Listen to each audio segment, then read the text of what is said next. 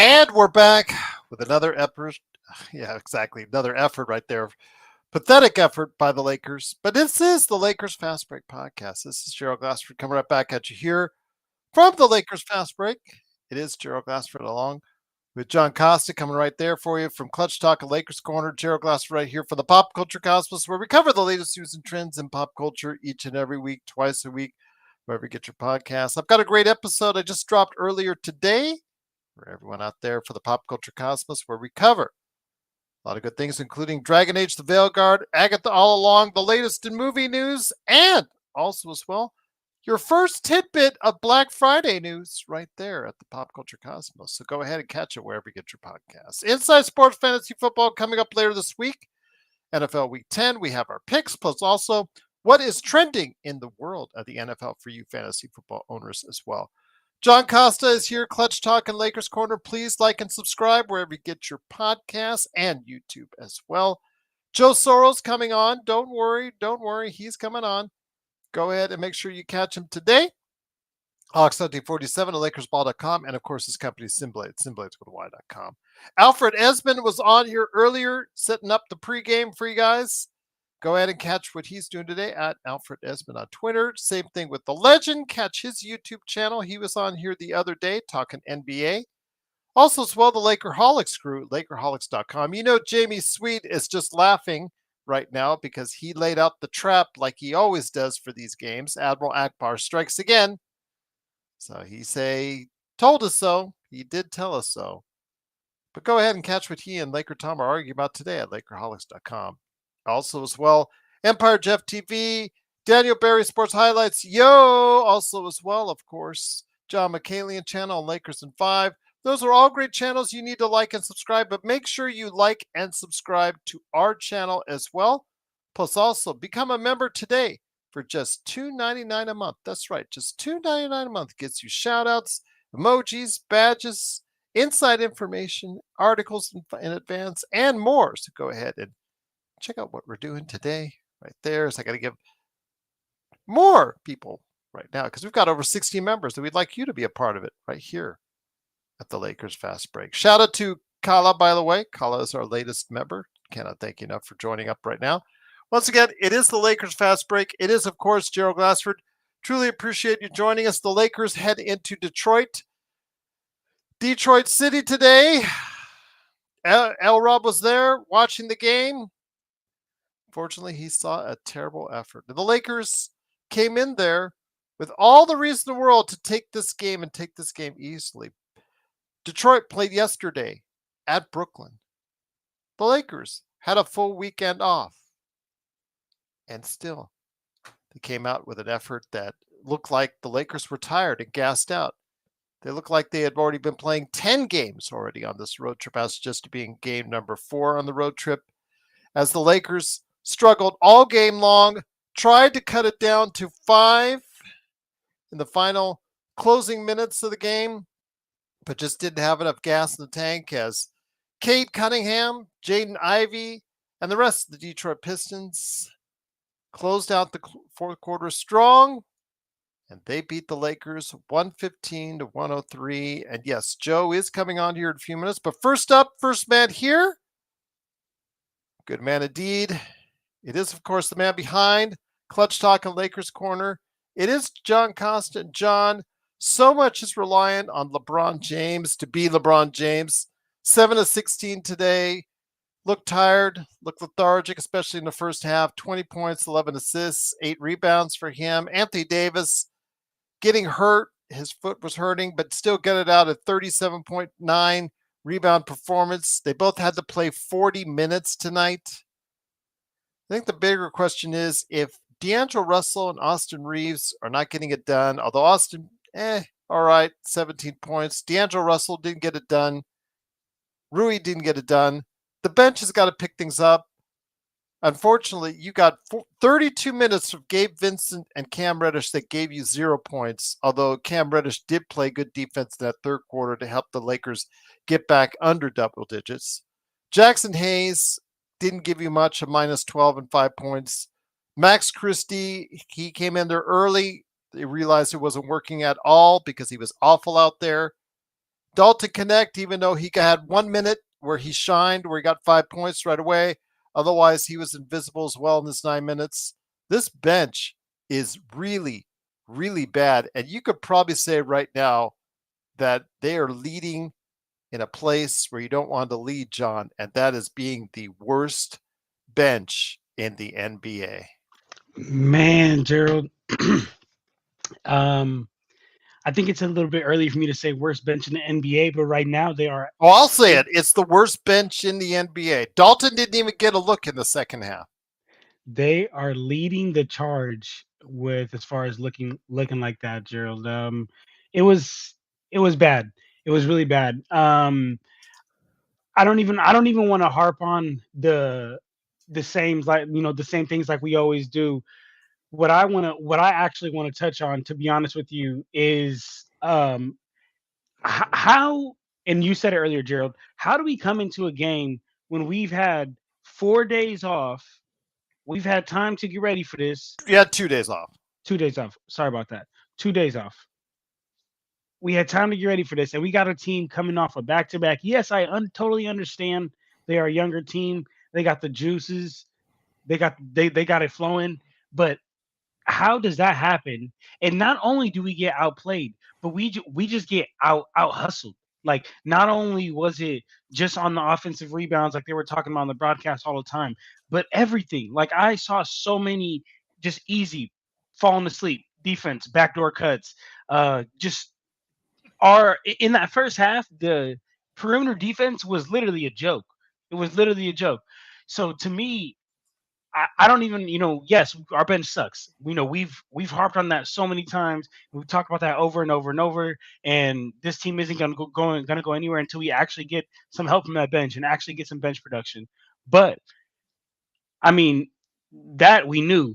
But one thing I'm just upset about is the lack of effort, because that's one thing that, what, no, can't everybody dunk like LeBron James? Can't everybody shoot like Stephen Curry?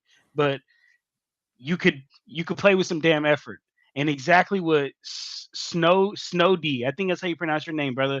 Yes, bro. That was some of the terror, one of the worst defenses I've seen, kind of, as of late this season.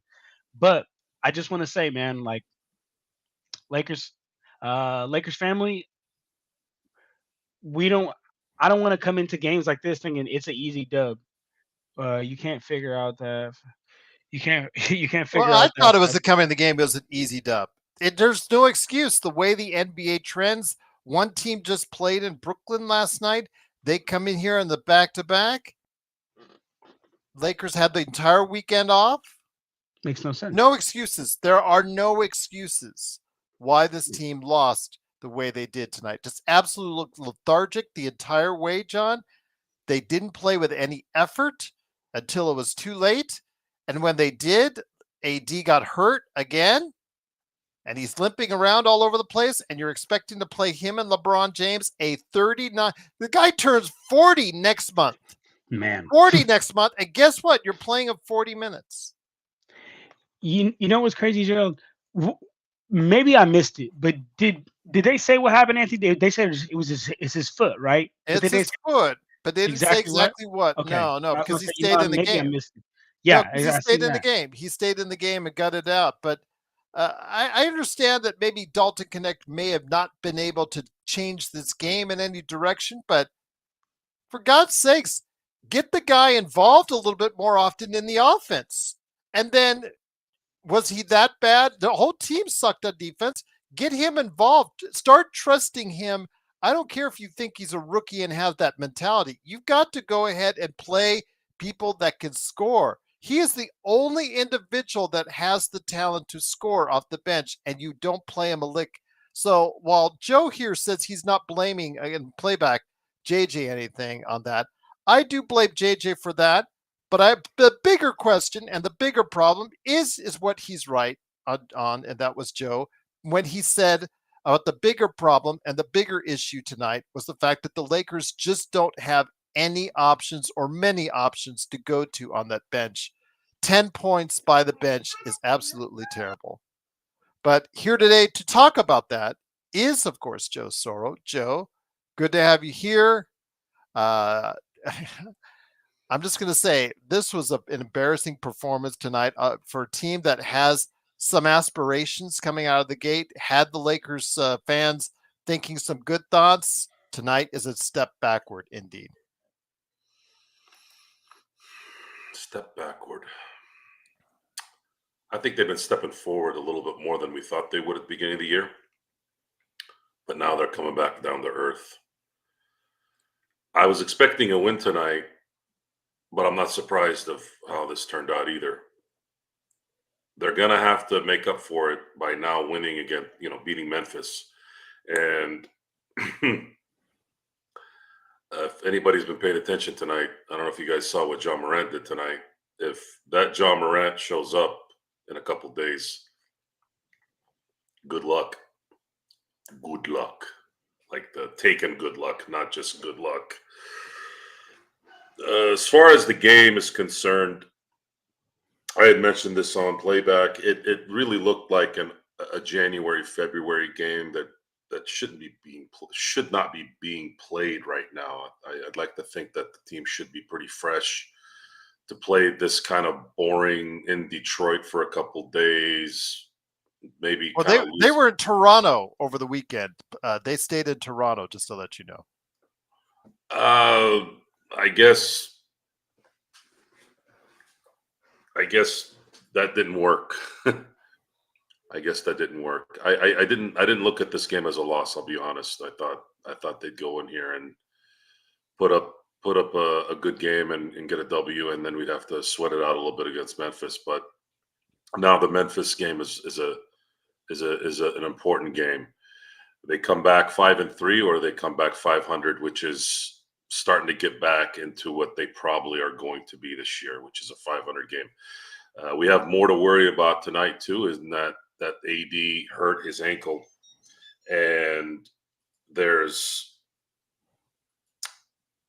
wasn't a lot of contact on that ankle, and I always worry about no contact on an injury, because I worry that maybe something got weird somewhere, and he tried to play through it. And AD has been a pretty good sport the last couple of years. He's played through a lot of little nicky knacks where before then he wasn't known to do that. But I got a weird feeling that if this is something that's not small, that he might not be available for the Memphis game. And then at that point, you're going to have to add more stress to LeBron's shoulders, which tonight looked like LeBron couldn't move tonight. LeBron looked like he was stationary most of the night. No lift. No. And that's what happens when you play as long as he has and you go to Detroit, Cleveland. Phil Jackson used to talk about this all the time. Playing up against the Celtics, playing up against the Phoenixes or the Miamis or whatever. A lot of times adrenaline and just the moment will kind of take you somewhere. Playing Detroit, playing Cleveland, in Detroit, those games are the ones that a lot of times take a lot out of you, not only from the game standpoint, but just the preparation standpoint and having to fly and deal with cold weather and deal with the boringness of it all. And that's what this looked like. It just looked like the Lakers just did not want to play tonight. And it showed. It showed, and Detroit played well enough to where they made you kind of think a little bit and say, you know what? If these guys can keep up some consistency, maybe this young team might finally be able to do something a little bit instead of continuously lose. Xbox. Okay. Still think John should have a show with Stone where they both shoot from their. Okay. All right, Xbox. I like it, Xbox. Hey, I'll get Stone to.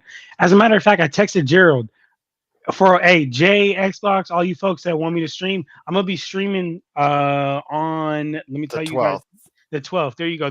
Tuesday the 12th. I bookmarked into my calendar. Told everybody, hey, my calendar is booked up.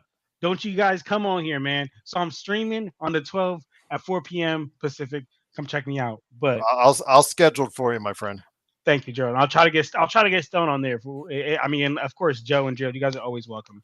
Well, we might see him. With all due respect, I don't do pillow talk with a bunch of dudes. Yeah, exactly. I hear you on that one.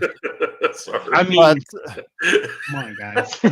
I'm just saying. But we might see Stone on Wednesday because they'll be in his area of the woods on for Memphis. I mean, what are we gonna do next? Hello, this is John and Stone with Pillow Talk. I'm gonna text Stone right now and see if he's available for a pillow talk. Okay. And yes, this is the Lakers fast break still. It is, of course, Joe Soro, John Costa, me, Gerald Glassford. The Lakers lose 115 to 103. John, while you're texting Stone, I ask, I mean, there were a lot of problems tonight. The effort from the get-go was terrible. The defense, like you said, was abysmal. It just seemed like they couldn't stop nobody. And Ivy, he does have the quickness, but Cade Cunningham, again, he is not the quickest guy or at most athletic guy. He just knows where his spots are. And now he's healthy. You saw him turn it up a bit. You saw what the potential could be for this team if he gets to that next level. What did you see from Detroit today that really befuddled the Lakers? Early in the game, they took control of the tempo. They took control of the tempo early, and they really never let it go. Joe was making a great point about how the Lakers just looked like they didn't want to play. My first take I said on here was, how do we come off a 2-day break when this other team just had a back-to-back and they not only outplay us, but they control the tempo, and their tempo is not a slow tempo. It's an extremely fast tempo. We can't even keep up with it. I think that was the number one thing that really put us in, I think, in a drought. It put us in that hole early. I mean, we got outscored in that first quarter 22-33.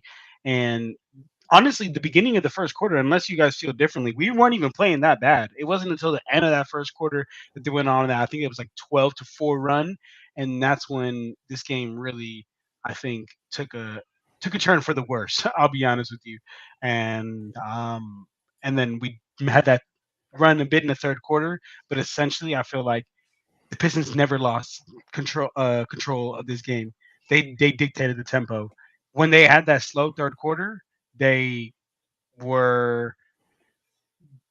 they scored 16 points, but it looked like they still had control of the game, control of the tempo of the game. So, I mean, I feel like if you ask me, that's the biggest thing. We couldn't keep up with their quickness tonight. Cool, bro. Come on, cool, bro. You see what everybody else saying. If Jay, Xbox, and them are saying you can't come, I don't know. Cool, bro. I'm just kidding. Everybody can come, man. Everybody can come talk Lakers with us. Joe, let me ask you this. It was very disappointing loss today. These are the games that in a conference where OKC is already undefeated and already starting to run away with it. Phoenix looks good. Golden State, even without Steph Curry, they only have one loss, and they have a deep roster at least to go off of. They have players that can come in and contribute. How bad is it that the Lakers have nothing off that bench? If you're not going to play Connect, the Lakers have nothing, absolutely nothing on that bench now that's giving them any kind of hope. I mean, Reddish came in and played defense. Yes, but how many minutes? 18 minutes. Vincent, I didn't even know he was out there for at least 13 of those 14 minutes he played tonight. I'm sorry, he played 18 minutes. I didn't even know he was out there for 17 of those minutes, Joe, and he was invisible as he didn't do anything. Cam Reddish, at least he played defense on Cade a little bit and Ivy, but yeah, even he did nothing as far as getting points in the basket. This team, if it is not going to play Connect because you're so worried about him being a rookie, it's just inept offensively coming off that bench.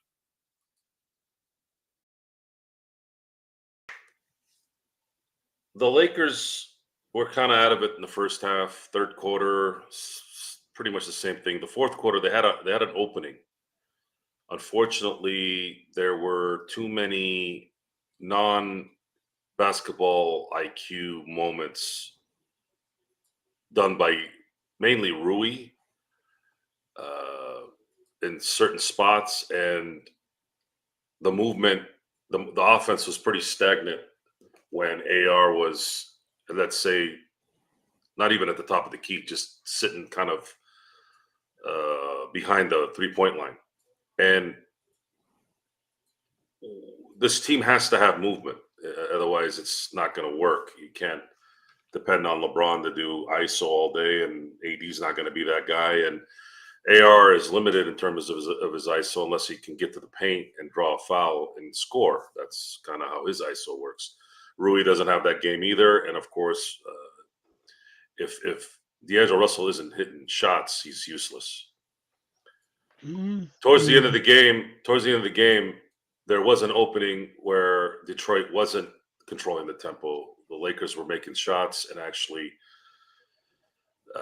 Detroit was kind of stagnant as well. The problem is they were still playing really good defense, making it hard for the Lakers, but their offense wasn't. But it was enough to where the Lakers just could not get over that last hump of that little deficit that they had. And LeBron usually is the guy that kind of can bridge that little deficiency on offense, but he looked like he was running with concrete boots. He looked dead tonight, and no one helped him except AD. But AD is, again, limited. He's a big man that needs to get to the basket, that needs to be close to the basket, needs a little bit of space if he wants to operate and hit a mid-range shot. It was just not a good performance by the players, and I don't know if Connect would have mattered. He might have had issues staying in front of his guy on defense, and maybe that's why JJ didn't play him. We know that Connect isn't going to be the strongest defender, so that might have been why he's not playing. And the Lakers got a moment there where they were stopping Detroit, but they just couldn't make up the deficit that they had. John, so if that's the case, where do we go from here? Tomorrow's the day off, Wednesday in Memphis. And Joe already pointed out the Lakers are going to be seeing the fastest and most athletic guard at his spot in Ja Morant. They've already had their problems, as we've seen with Ivy, as we've seen already with several other quick guards, that they just cannot stay in front of them. And this backcourt defense, it's not getting better. It's actually getting a lot worse. It is. It is getting worse. And that's your guy too, Mr. President of the fan club of D'Angelo. Exactly, right. I was actually going to show some love to Devotion in the chat, who said, "John, are you still the president of the D'Angelo Russell fan club?" And I'll say this, man, I'm not the one to waver. Right? I'm not gonna leave. One thing I've said this whole time is, hey, yeah, and I guess I'll do the tangent, I'll do the rant, do whatever. With what we have, hey, we're gonna have to take the good with the bad. We know it's inconsistent. We know it's bad when it's bad. It's really, really bad. But it's like I say, man. It's like I said. We don't have any other playmaking guards to get the team initiated. We don't have any other playmaking players to get Anthony Davis easy buckets. We don't have any other guards to be able to initiate the offense.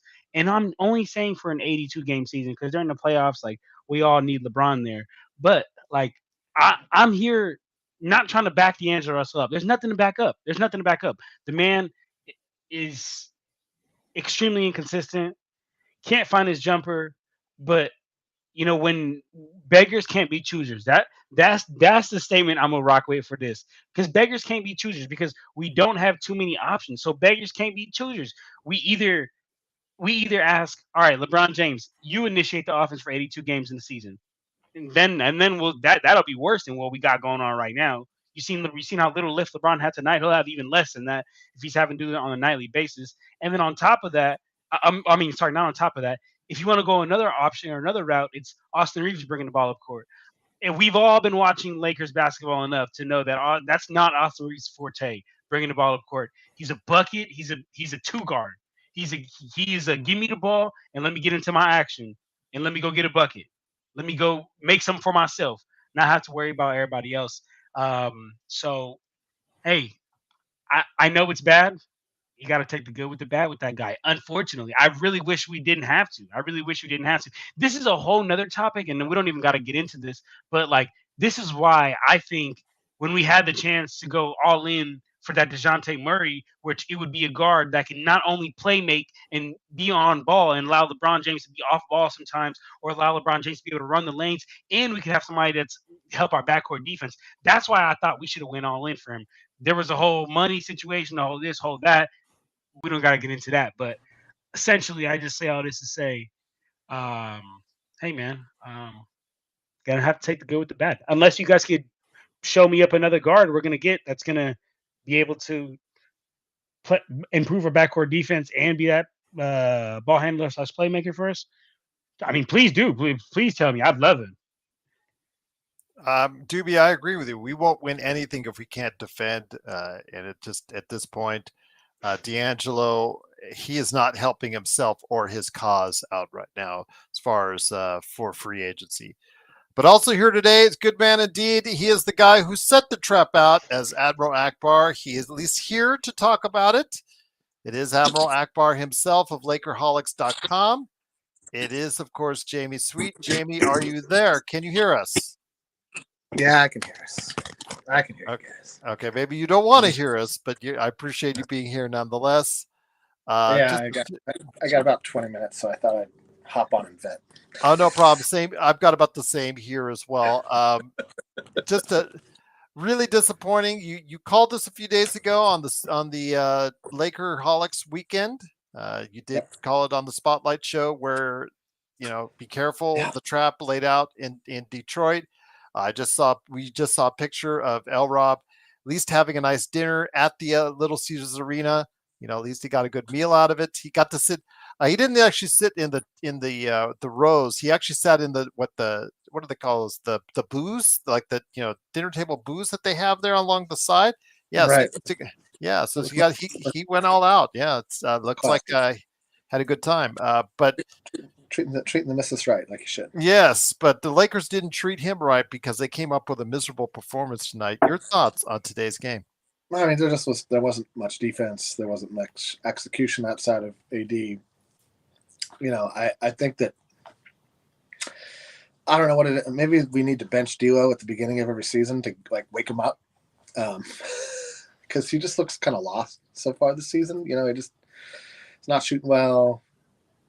Just looks like since if he's not a factor on offense, he's not a factor because he's not a defensive factor. So that's just a problem. At this point, I'd consider swapping him and Vincent, and give D'Lo a little more,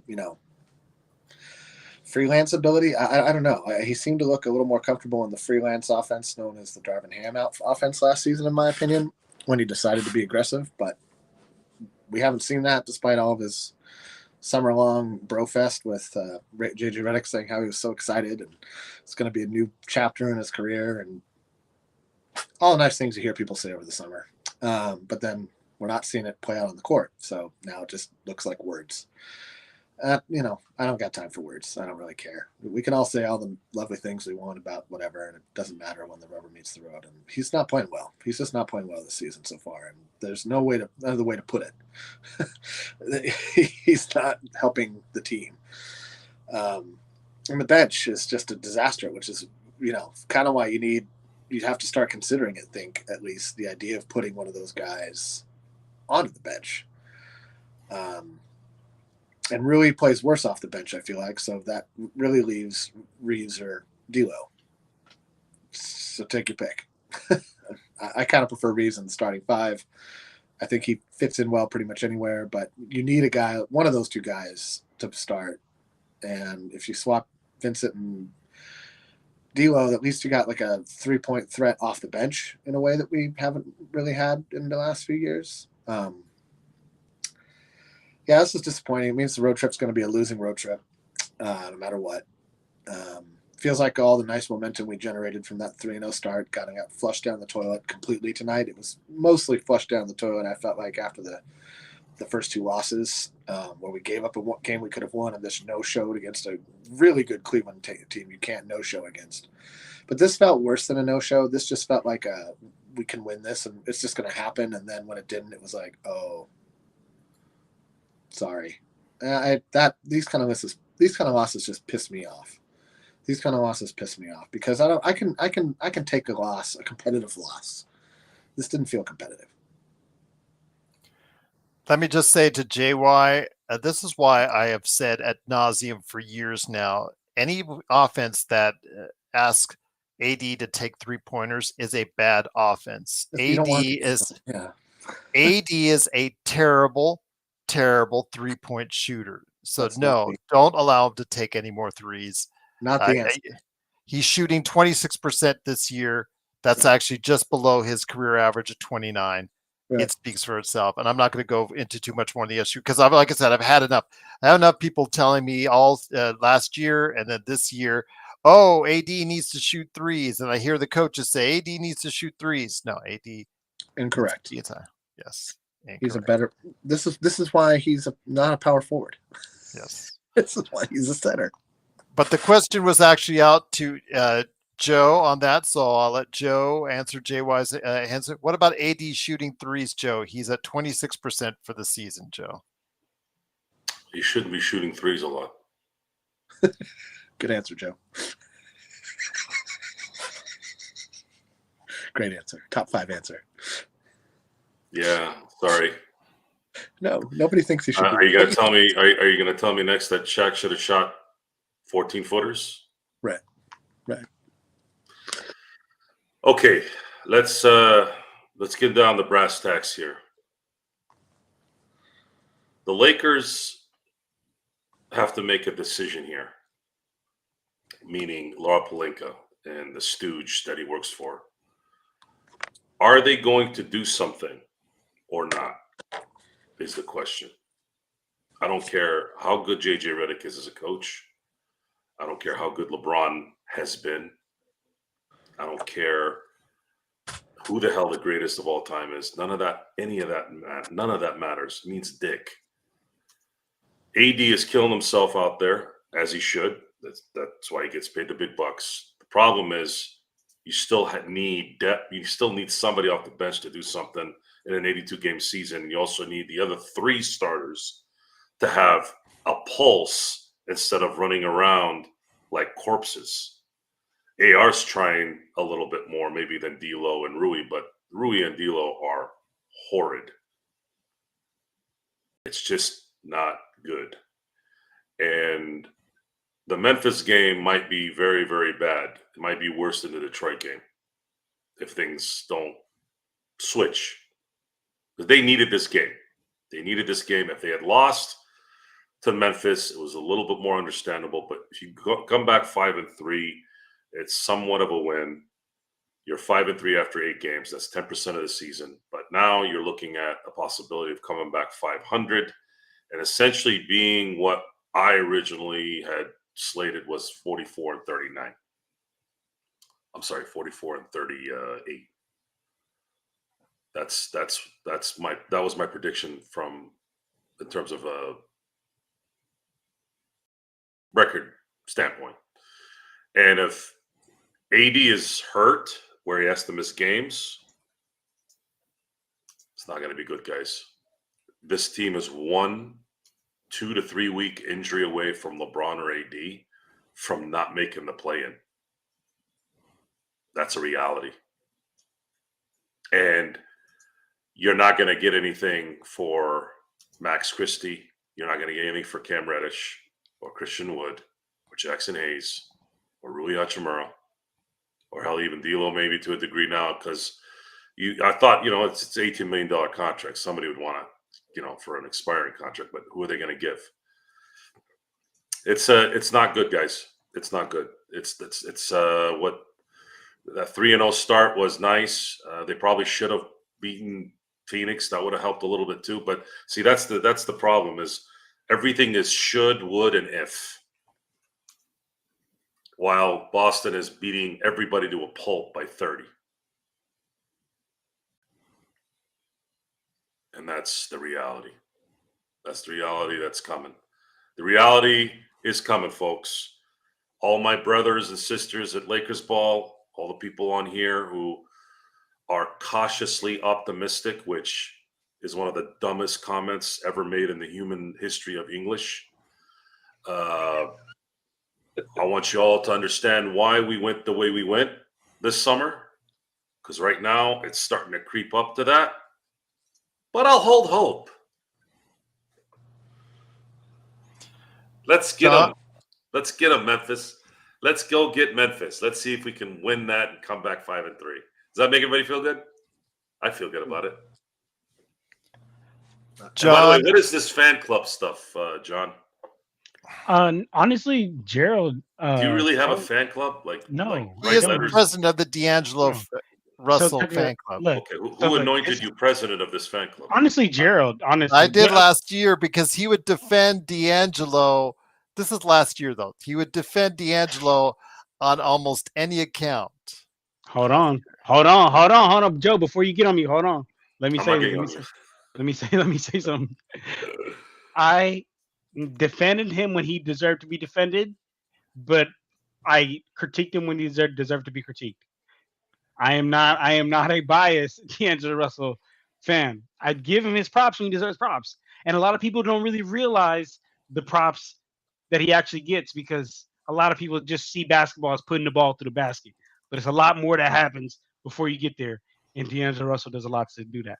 Oh, come on, Doobie. No. I would like to know a couple things. This is questions that probably we're not going to get an answer to, but I'm really, really wanting to understand something here. Can someone explain to me why D'Angelo doesn't play well all of a sudden for no reason? I know who Rui is, and I know who AR is, but is there some cosmic reason why D'Lo can look like a all-star and then completely look like Max Christie at the same time? I have a hypothesis. My hypothesis is... I'm not looking for a hypothesis. I need an answer. Okay, well, you want me to call the guy? I don't... Yes. You're the president. Call him. Right now, I'll wait. You're fucking right, Joe. You're right. I should, right? That was a good response. You're the president. Why wouldn't I have his number? No, great. Okay, but look, what I really think, though, what I know, he's not in rhythm. He's a rhythm player, and he doesn't get any rhythm going. And the only way to get rhythm is by getting them up. And he gets up bricks. Should they play music for him to get in the rhythm? Maybe some bangos? Come on, Joe. Jamie, can you play something? Maybe that'll get him in rhythm. You have stuff, don't you there? I could. What's the funeral? How does the funeral march go at this point in time? Is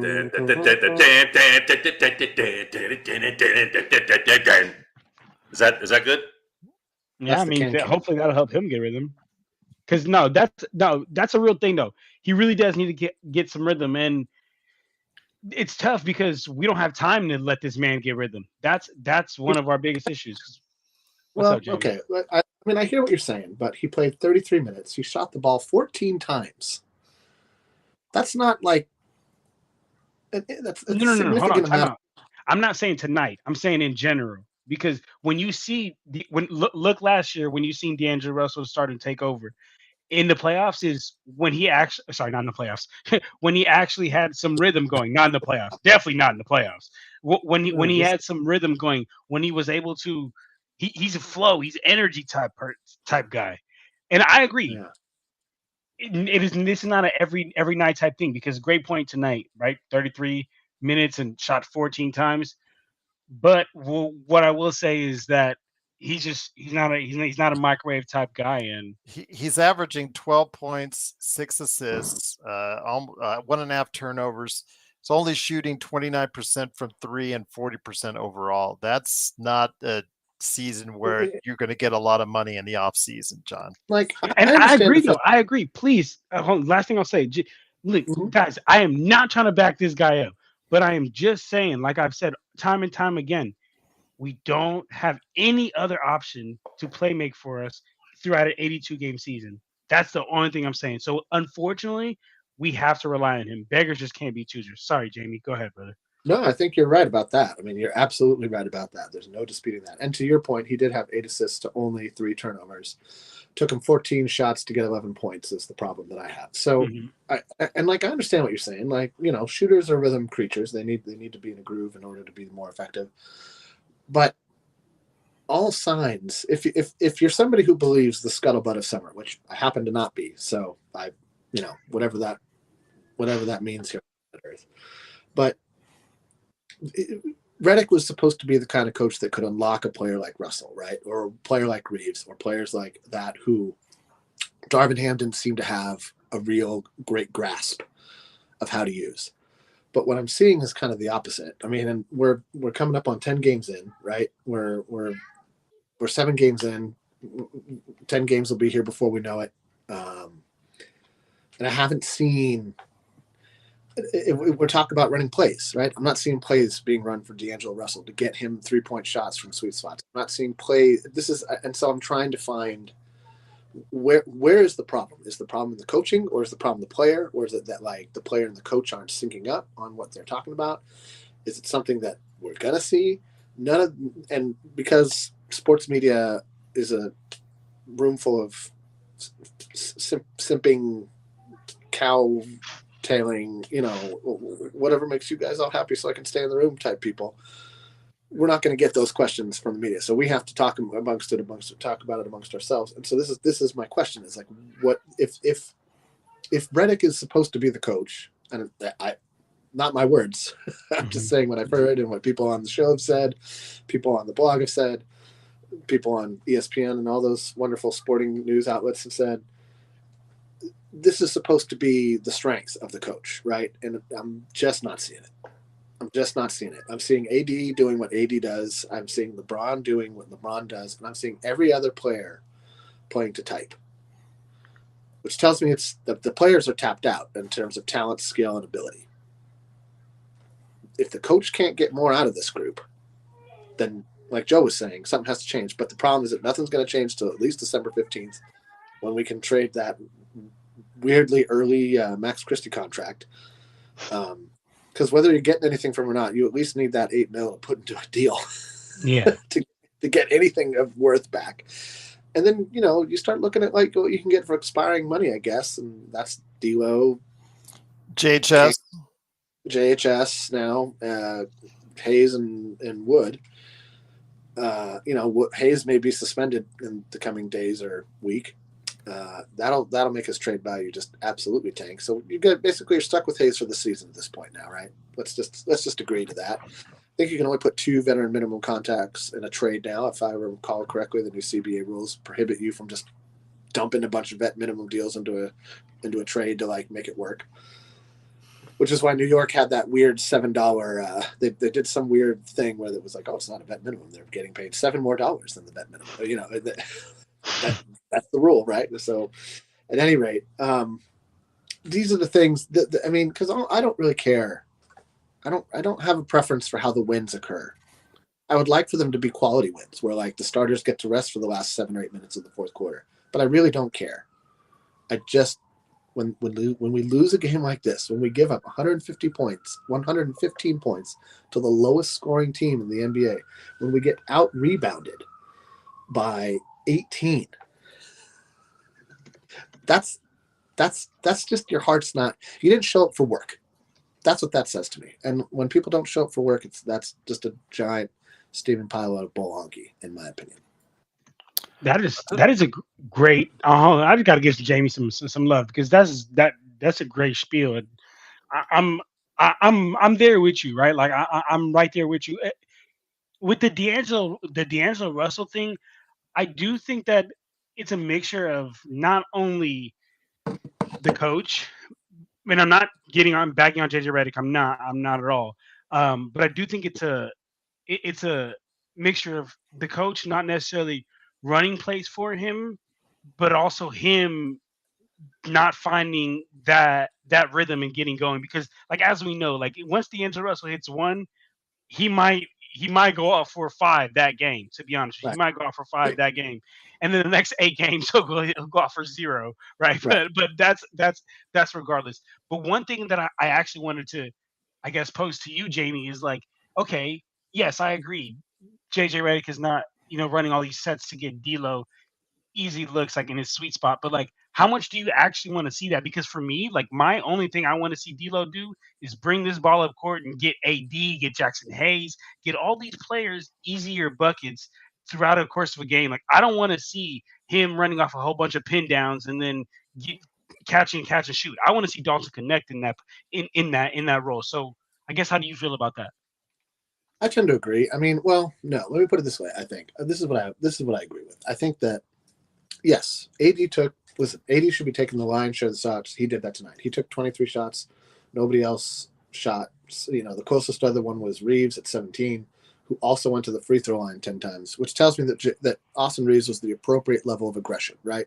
He shot the ball at least 22 times. 5 of them he got fouled. 17 he took. We made 7. Took 17 shots to get to 17 points, which is bad. Took too many 3-pointers. Probably should have driven it to the hole more. I'm sorry, he didn't shoot 10 free throws. He shot 10 3-pointers. That's my bad. I'm looking at the wrong stat. So no, too many threes for Austin Reeves. That's too many threes, especially when they're not going in. For some reason, AD took 4 threes when those should have all been close to the basket. Not that it would have mattered. We lost by 12, so 8 points wouldn't have been the hugest difference in the world, except for maybe setting a tone. But nobody got double-digit rebounds on the team. The only person to get double-digit assists was LeBron. LeBron had an okay game, I guess. But LeBron's not enough anymore. That was true last year. It's true this year. It's going to be true for however much longer he plays. I would rather see, if you're going to have him out there, you got to run something that gets him going, because if he's not an offensive threat, he's just a liability. If he's not an offensive threat, if he's not scoring the basketball from anywhere, I don't really care where it is. I don't need for D'Angelo to shoot a specific number of 3-pointers, but I do need him to be able to take the pressure off of the other players, and he's not doing that. He's a liability on offense. He's a liability on defense. And to his credit, he did make some plays, didn't turn the ball over a ton. We actually had, a fairly low turnover game, only had 13. LeBron only had 1. AD had 3. Austin had 4.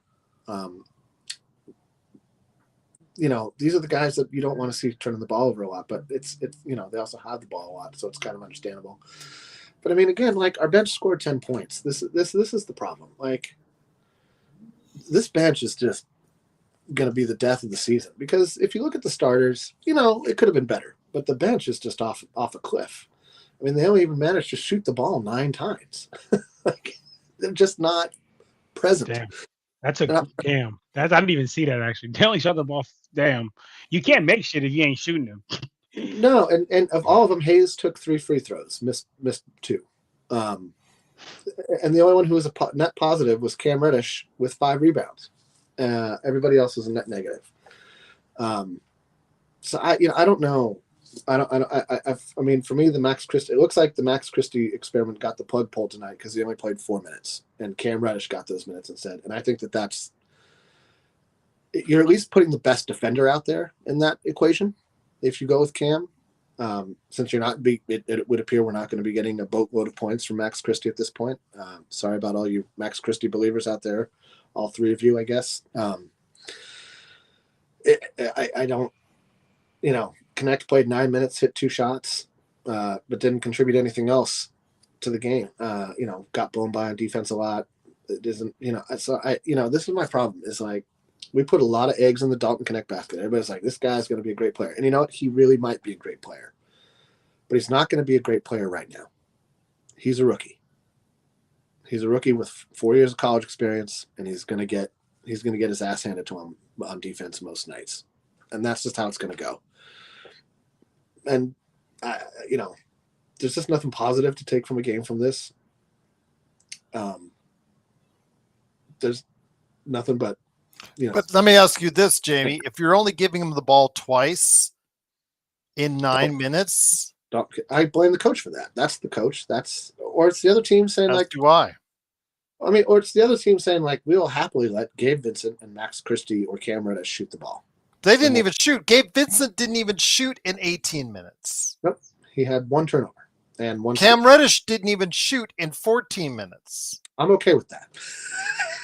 I'm okay with that. Gabe Vincent less okay. I'm He's okay like, you with know what? I think that's bad for the better. But I mean, but Joe, to your point, But- that is 32 combined minutes of basketball with no offensive pressure, which means it's all on Reeves, Russell, and Hachimura to make that up. Because AD and LeBron are going to play their AD and LeBron games. That's not going to change, right? But out on the floor, you see Connect. When he's in there with LeBron and AD and the starting crew, he doesn't get the ball. They don't have enough trust or faith in him. Maybe it's the rookie thing. Most likely it is. But you see in those rare moments when he gets the opportunity, he takes advantage of it. But the thing is, the rug is pulled out under him, and your guy's saying it's because of the defense. And yeah, the defense isn't great. It's bad. Defense isn't great.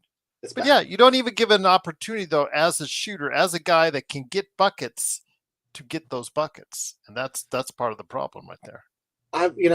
Listen, I don't know that there's a quick and easy solution. I don't know that this team has. I mean, none of us, I don't think, on the panel tonight, picked this team to finish above 7.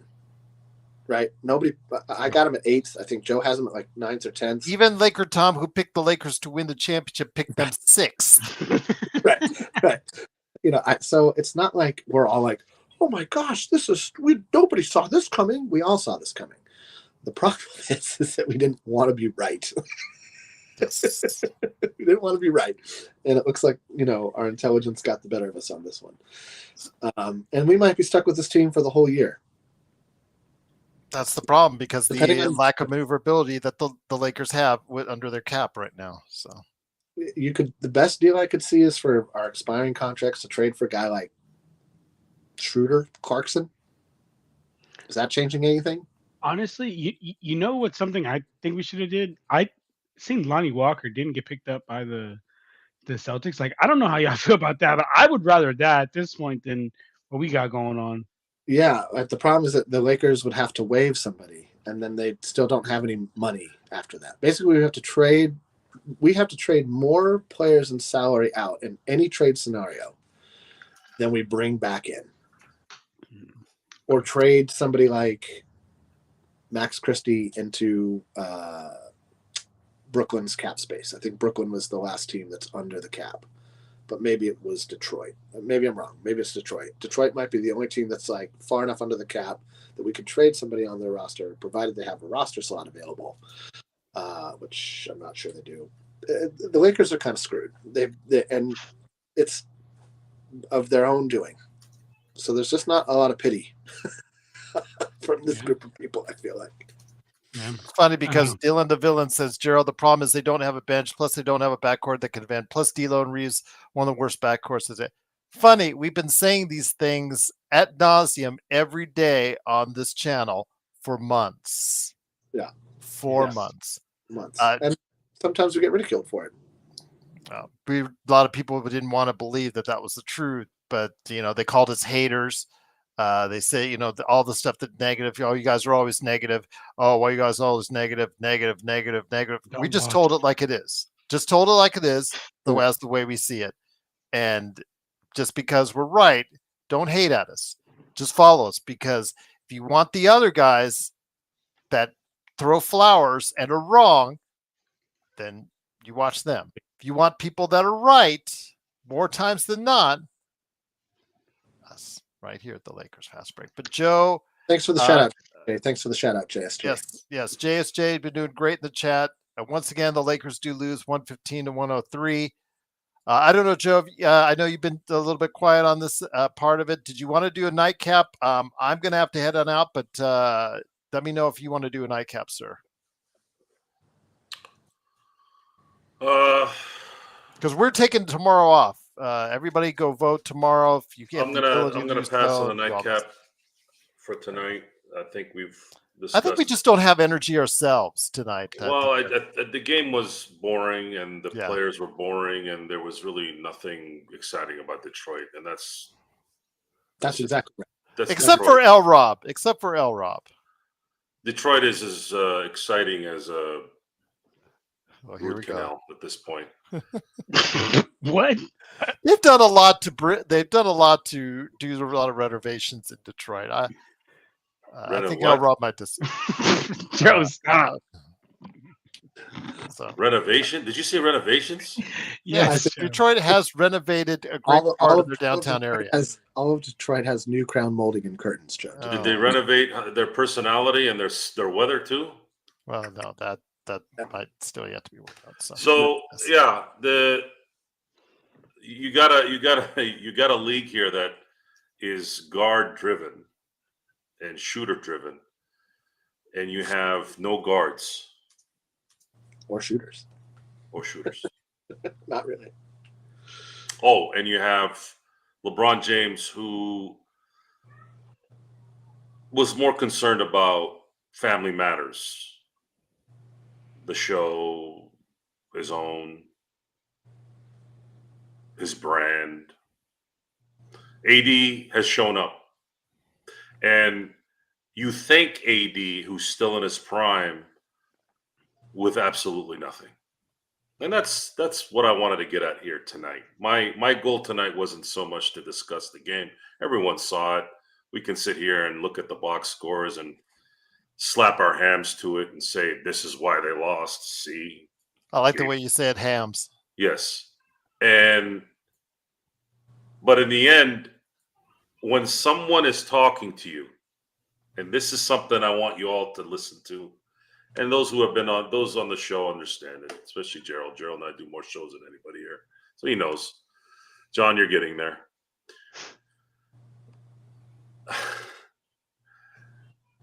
The excuse machine, as I call it, of, well, we're not gonna do anything of substance anyways. See, so I'll go back to the draft real quick.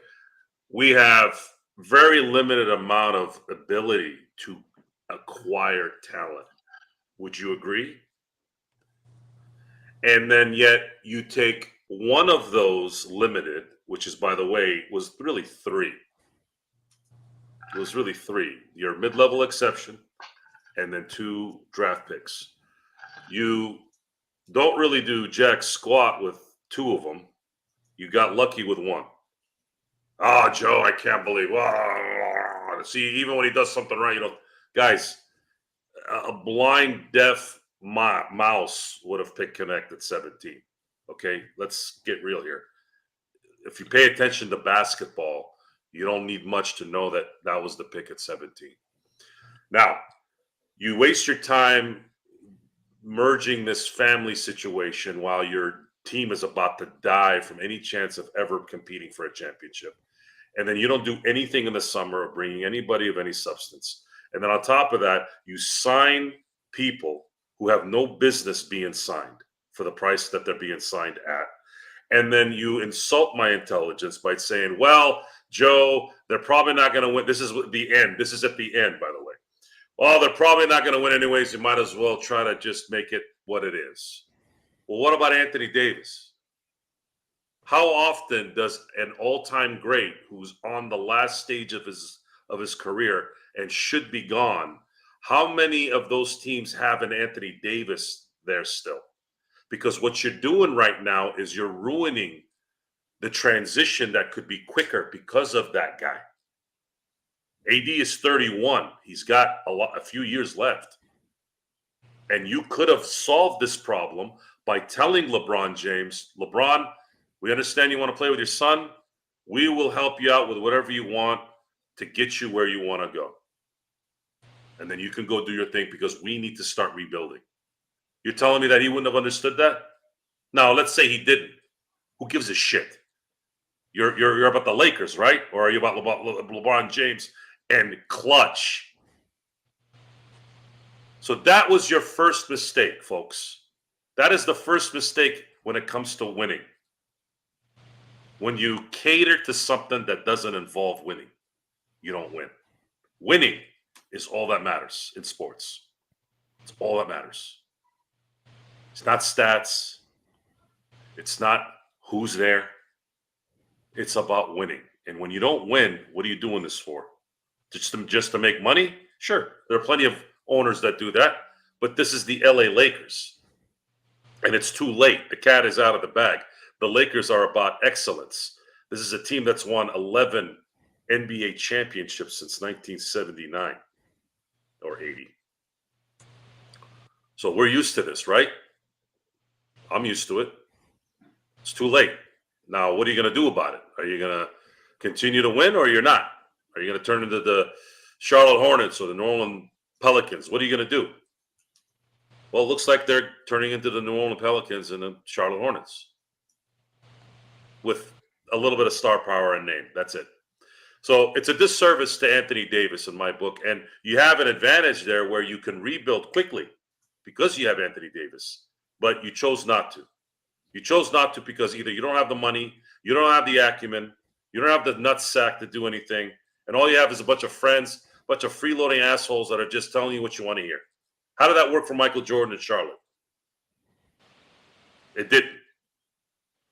If you're in business and you're about winning, now, unfortunately, in my business, I can't compete in my business in a sense of like on a court or on a field. My competition is business. But if I have a bunch of people around me that are telling me, Joe, you're doing great, and I've got no sales for the week, what is that going to do for me? Jack shit. That's what it's going to do. And right now, that's what the Lakers are. They have, Jeannie has her little circle where everyone pats her on the back and tells her how great she is and how good of a person she is, I'm sure. And what does that do for us as a competitor? I'd rather be told I'm an idiot and a moron like we did at the beginning of the year, especially after that 3-0 start. I'd rather be told I was an idiot and take that and win. But right now, guess what's happening, folks? Just like a John Morant basket today, it's starting to 360, 180, or whatever you want to call it. Not looking good for you all. You guys jumped the gun. It's not good. It's not good. It's not good for anybody. Everybody loses here, by the way. I lose. Gerald loses. Jamie loses. John, I don't know if John loses. John loses. Too good of a life to lose anyway, so it's all good. But once again, it is the Lakers losing 115. I hate when I sound like I'm preaching. No, you you're do not anyways. preaching, Joe. That didn't sound preachy, did it? No, Joe, good. I could see you as a pastor, Joe. Oh, Those, hell. I mean, we don't want to keep on saying we told you so because, again, we want to be wrong when we're saying the Lakers are not doing well because that means they are doing well. Go ahead, Jamie, real quick. I was just going to say, would it help if I went like this while you were talking? I would leave if you did that. Okay. By the way, heavy duty earlier in the chat, Jamie was saying, how does Laker Tom feel right now? How does Laker Tom feel right now? Laker Tom at Lakerholics.com. I'm sure he's not too thrilled. I don't know if he's texted you personally. He's probably cursing up a storm in his own right. He's fine. He just wishes the shot. That's all. Jay, I don't want to talk to Cool Bro. I don't know he exists unless you guys say his name. I have him blocked on everything I have here until you guys mention his name. All right. Well, then that note, it is the Lakers Fast Break. But you are a fake. He is a fake. He's fake. Why do you think I don't want to hear his voice or name or whatever? I don't like fake people. I don't like fake anything. That's just kind of what it is. But again, he's a kid, which, adds to it. We're adults here trying to have a conversation, yet, a bunch of garbage going on here. But again, I'm not going to continue to talk about that guy. I'm tired of it. John, don't forget his channels, Clutch Talk and Lakers Corner. Please subscribe. He'll be on next week on the 12th. Yes. 4 p.m. I'll go ahead and get on the schedule. Joe Soro of KK, Ox1947 at LakersBall.com, and his company, SimBladesWithY.com, and Jamie Sweet, a.k.a. Admiral Abar, who laid out the Anybody else want to stay on? I gotta go. I think we're all leaving. Not bad. I got something to... Yeah. So Admiral Abar, you can find him with his 5 things on our Lakers Fast Break website, but also Lakerholics.com. Once again, it is 115 to 103. Detroit over the Lakers. Wednesday, we'll be back. We are taking the day off. If you are in the U.S. and you do have the ability to vote, and you do have a right to vote, you should go and exercise that right, whichever way you choose. That's up to you, but vote. Don't be someone who doesn't vote and then complains afterwards. That's the thing I hate the most. If you don't vote, Keep it to yourself. don't complain. Yes. If you don't vote, keep it to I yourself. thought you didn't like Yes. talking politics. I'll just say that because It Jamie is said it true. on Laker Hall. Ah, that is true, Gerald. That's You not did say politics. that. It's just vote. It's just vote. I That's didn't say vote politics. for enemies. Well, on that note, All right, guys. we'll got see the you. signal. We'll see You you on got the Wednesday. signal. No, I will Yes. delete every. No, Yes. go ahead. I'll. No, you. Yes. No, because Yes. I'm gonna. No, because I can delete everything on the I'll chat. delete you off the planet. You can't do jack squat. Delete. I run this channel, You sweetheart. couldn't delete a Word document, man. Give me a break. You can't even write on a Word document. Sure, I can. Unless you figure out. Huh? No Huh? fakeness. I'm confused. I don't want I'm any bad. confused. I'm confused. You're all. I don't you're all understand. These guys that'll I drive by don't a city that has a understand. sports team. All of a sudden, they like. I them all don't of a sudden. understand. I don't understand. No one's listening to you, Gerald. I'm talking to somebody else. Come on. I don't know what's listening to you either. You just blah blah blah blah blah all the time. Yeah, I don't have a tattoo on my wrist, at least. Oh, it's the Lakers. There you go. I do. What do you have a one behind, up above your crack, too? I don't know. Did you check? I don't check dudes' cracks. Well, then I don't have one there. There That's you go. why I asked. That's why I asked. Well, again, you might have one on your head. That's all I know. So there you go. But Interesting. yeah, Interesting. just the places he talks about. You know, he's very weird how he talks about all these men's private parts, and I'll just leave it at that. So, It must mean something. well, you Dun, wanted to dun, start dun. pillow talk, I guess. That's what It you must wanted to do. be. Forget about John It and must mean Stone. I'm. Should I say it? No, you don't. Of homosexual descent? Well, Of homosexual. yeah, I already had to. I already had to go ahead and cut it out already. So there you go. He doesn't even know I muted him. All right. On that note, thanks again. We'll see you Wednesday. Please go vote, everyone. Thanks for joining us right here at the Lakers Fast Break Podcast. I don't even know why I deal with you guys sometimes. It's all the money you're making. All the money. Okay, that's something I didn't know about. All right. Oh well. Have a good one, everyone. Be safe.